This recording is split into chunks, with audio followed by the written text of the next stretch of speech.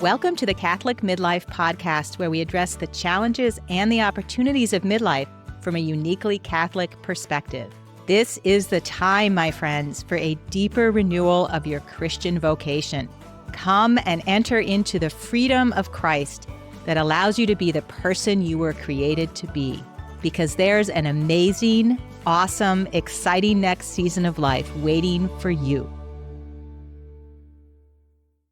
Hi, everyone, and welcome to the Catholic Midlife podcast. You are here with Curtis and Karen Herbert. Hey, everyone. And we are excited to be here with you in our boundaries season. The no boundaries boundary season. Yes. Do we have any listener comments this week, Curtis? A listener told us that she doesn't listen often, but when she does, she's binges. Ah, very nice. So the binge listener. We're one of the travel companions. Excellent. So when she's going somewhere, she loads up on the Catholic Midlife. Well, I confess to being a binge listener to podcasts myself. So way to go, listener. Yeah, way to go. And this boundary stuff, it's very interesting, Karen, how many areas of life and problems it cuts across. I mean, it involves emotional regulation and limiting beliefs and patterns and mindsets. I think it's just a great lens when you've got some friction in the relationship with a person, with the group, or whatever it is. You can ask yourself, hey, now what about the boundaries? What about my boundaries, their boundaries, mine getting crossed? Oh, yeah. So them what you're crossing saying is, mine. Something's bothering me, I could pause and just say, okay, let's check the boundaries. What's going on there? Is this going to give me some information about how I want to approach this? That's exactly right. It's simply a useful lens. Okay, so let's say you have a situation and you want to check on the boundaries a little bit and see where they're at. What would be some things to look for, or maybe some signs, I guess I'm thinking of, that you need to set a boundary, or you don't have good boundaries, or you haven't communicated them, or something? Well, there's the internal boundaries kind of bucket. So that's, I'm feeling overwhelmed. I'm feeling resentful towards people. Maybe I'm avoiding people. I'm worried they're going to ask me for something. These are starting to suggest some internal boundaries that I need to reconstruct. But of course, boundaries aren't internal. They're all about relationships, getting burned out, feeling powerless. Yeah. There's a couple emotions I'm thinking of as you're talking, Curtis, that I think can be kind of connected to boundaries. One is anger. I think anger sometimes is telling us, hey, you have a boundary, whether you realize it or not, and it's getting crossed here. And so when that comes up, that could be a good question to ask yourself is, wow, I'm angry. What is there a boundary I feel like is being crossed here? Yeah, good one. Another emotion, I think, is guilt. If we're being asked to do things and we're saying an answer, usually yes, and we've got this feeling of guilt, that could be a symptom that we actually haven't evaluated whether it's good for us to say yes to that item. We are just responding out of the guilt. Yeah, so you're getting guilted into it. Right. Or you're saying no and you feel guilty. So guilt and anger are kind of two emotions that can tip us off that we want to look more at the boundary issue. So Karen, I'm looking at this list here. This is your list. There's kind of a lot of bullet points on it. Signs. You may want to check your boundaries. Ah, yeah, that is my list. Difficulty making decisions about kind of how to allocate your resources, time, talent, treasure. Yeah, what to prioritize, how to steward. Yeah, you're the one that's always the helper. Nobody helps me. I help everyone. I think that's a good one, Curtis. Like, if you find yourself saying, why is it that I'm always helping other people and nobody helps me? Because often if we're saying that, we're wanting to blame the other people and get mad at them for not thinking about my needs or offering to serve me or showing up when I need them. And actually, it's a pretty good sign that I myself haven't been setting good boundaries and been clear about expectations. And maybe I've never even asked for the help that I need. Yeah, so expectations, setting them, we've kind of said that a lot. And really, that means telling people what you want, Right. asking them for what you want or working it out. The great example is, and you've used this one, Karen, the lady that wanted to have a good birthday and she wanted her family to pay some attention for once to her birthday. And finally, she started asking them and telling them, okay, my birthday's coming up. And she'd talk about, what she wanted. And she was able to get something much more close to what she wanted. Yeah. Well, here's the thing. Different things are important to different people. Like for whatever reason, it doesn't bother me so much if my birthday gets, I don't know, kind of gets mixed up with other things or not so highlighted. But if that's important to you, that is important to you and that's a value. And it is completely valid and important for you to communicate that, hey guys, this is important to me. This is what I would like at this time. Yeah, that's you investing in the relationship, and that's a good thing. Working through your list, Karen, people pleasing, setting unrealistic expectations.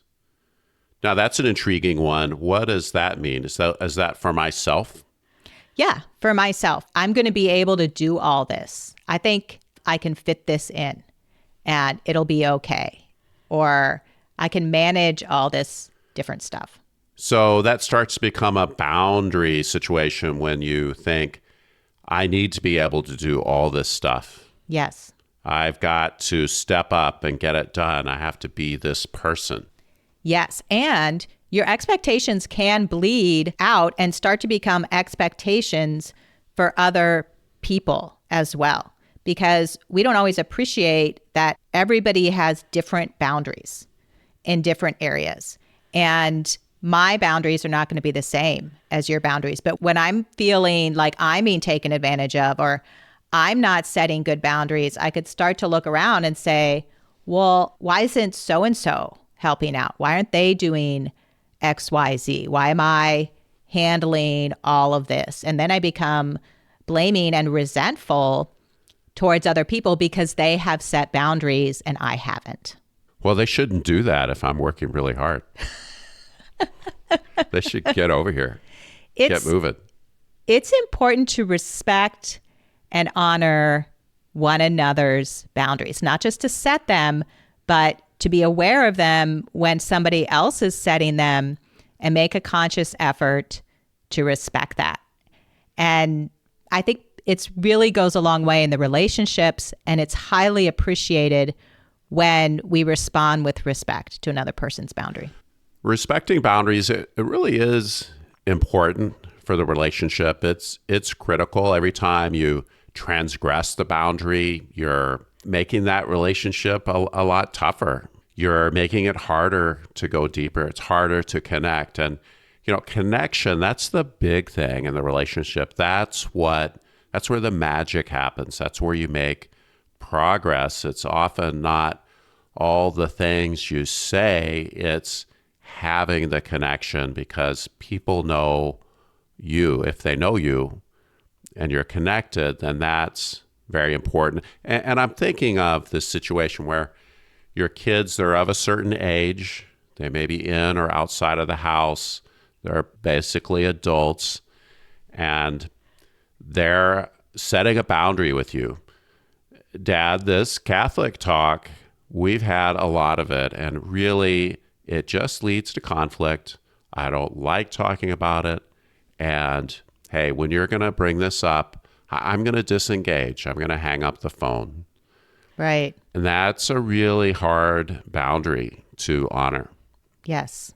So I was trying to lead up to that and say, well, you can honor the boundary and try to build the connection.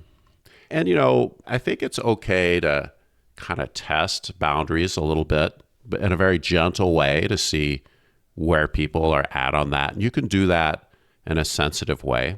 Yeah, I agree. I agree. I do think that, you got to decide. I mean, do you want the relationship, or you can have, these these arm length relationships and families, and that's not good. So think about the boundaries that are being offered to you and see how you're doing. Good. I think that's a good area of life to check boundaries, Curtis. Like we kind of got off into the relationship boundaries. And that's always an area, I think, where if we look at it, we'll find something that can be improved and some kind of progress to be made in that area. Obviously, there's many areas of life in which other people are going to set boundaries and expect us to respect them. And the thing about healthy boundaries is really that you know what your boundaries are. You can be clear about them. You can say no when that's needed, and you say yes when appropriate. It's totally possible to have boundaries that are too rigid and inflexible and aren't appropriate. There are certain things that are appropriate in certain relationships. And if you're holding those at arm's length, kind of like what you were saying, then that's also a boundary to look at, because you're not saying yes to the good in that situation. And boundaries aren't walls. They really are more like fences, because you want to delineate your responsibilities, and then you want to have the flow of goodness through the boundary without keeping that out. Yeah, so boundaries are not unlimited goods. I mean, the point is to have healthy boundaries. Mm-hmm. And sometimes you set them out of your own bottom line, and sometimes you negotiate them a little bit. Yeah, like in your previous example, I could see negotiating with my kid, okay, I would like to respect that boundary, and I'm also going to communicate another boundary, that when we're all gathered at grandma's house on Christmas, that's a really important family activity, and I'd like us all to go to church together regardless. And that seems like a reasonable request to make, especially if you're respecting their boundary.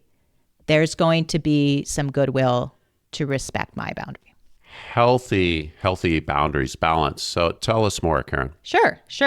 So when you have healthy boundaries, you really do take yourself seriously, and you take your own resources seriously enough to think it's important to allocate them well.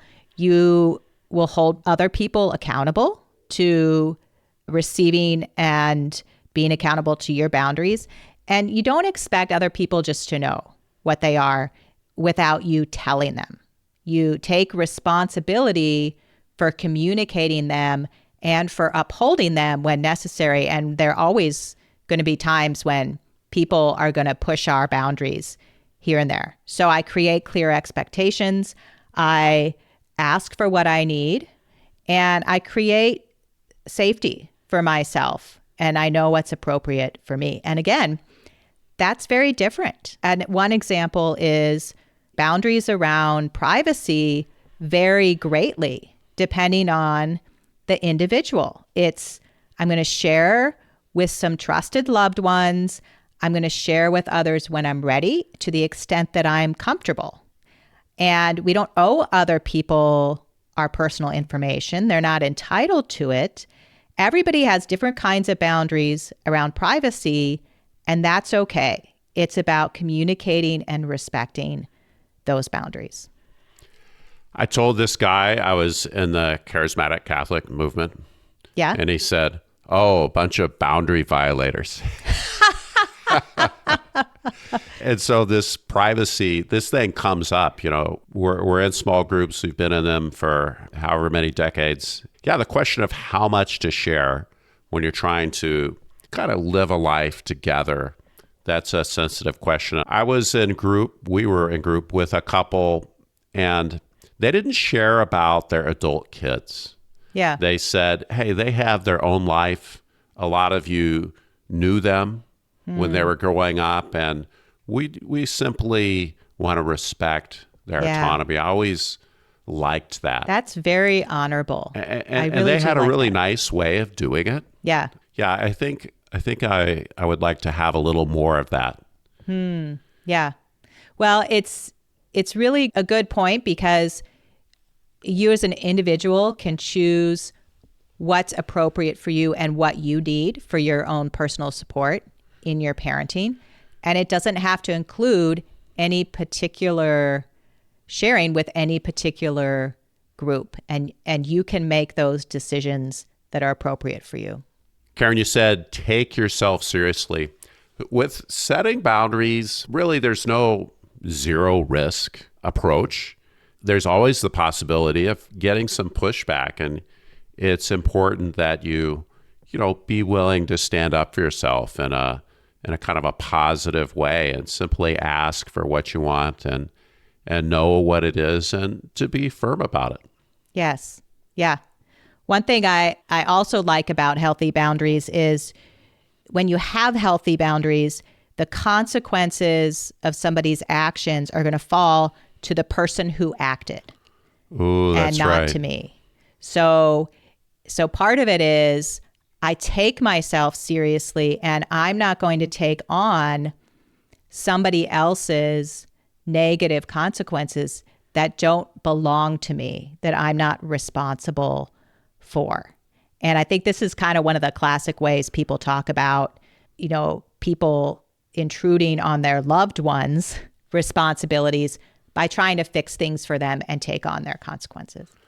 Yeah, this starts to get at the classic definition of enablement. Right. Where you are doing things that shield the other person from the consequences of their action. And it can be difficult to know where to draw the line. And maybe there's not like one precisely correct answer. So those situations can be really contextual.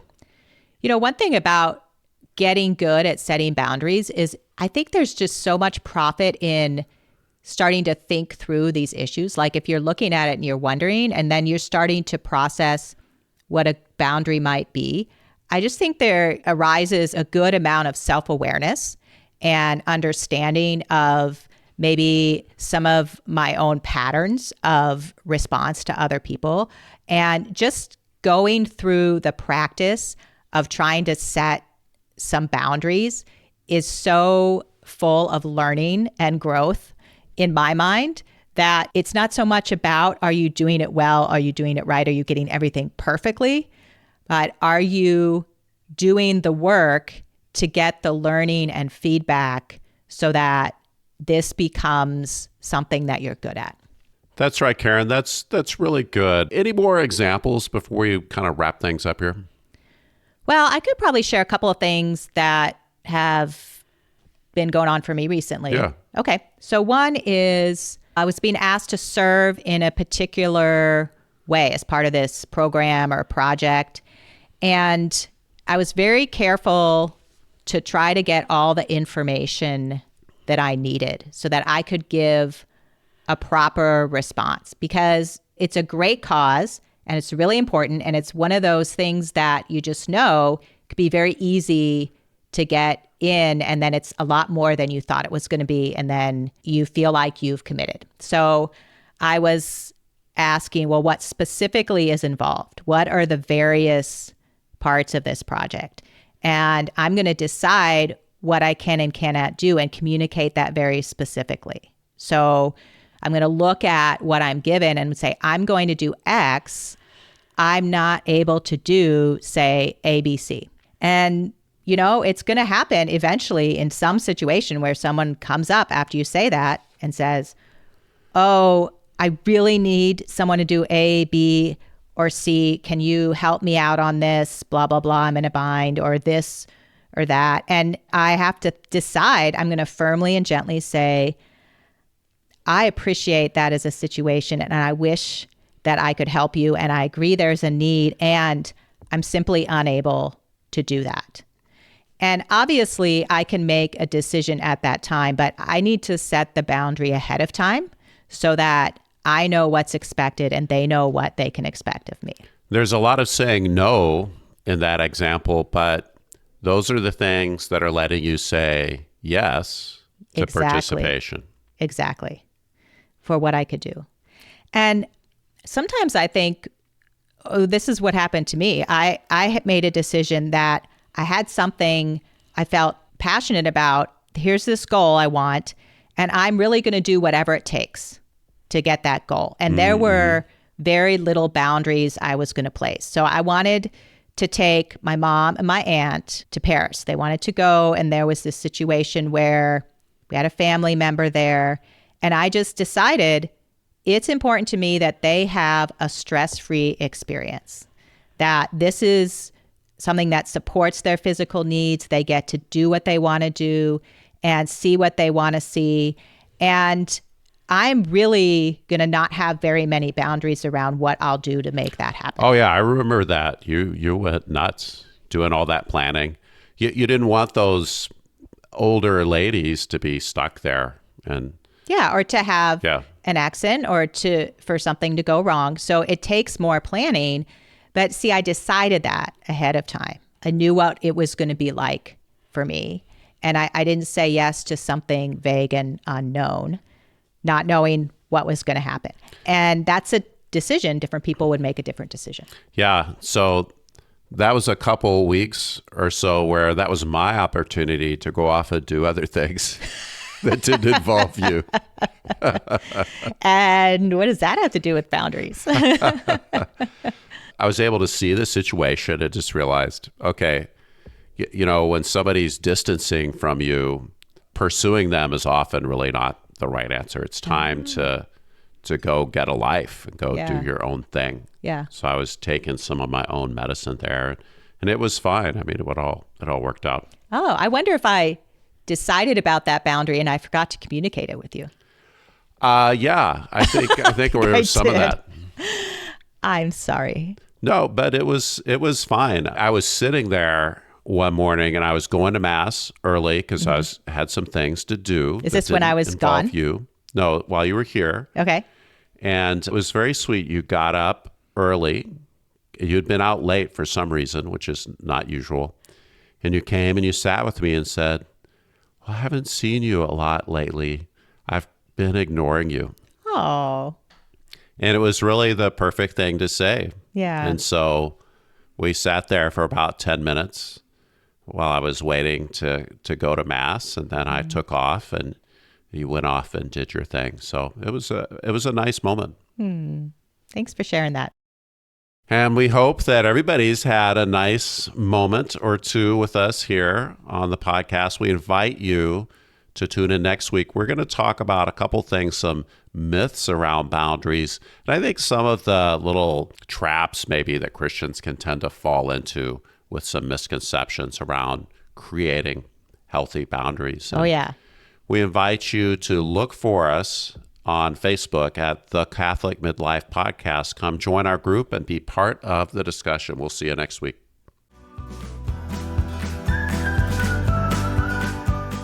Thanks for being here with us. The Catholic Midlife Podcast is for anyone that wants to receive the abundance of life that God has for each one of us. Take a moment right now to tell a friend about us.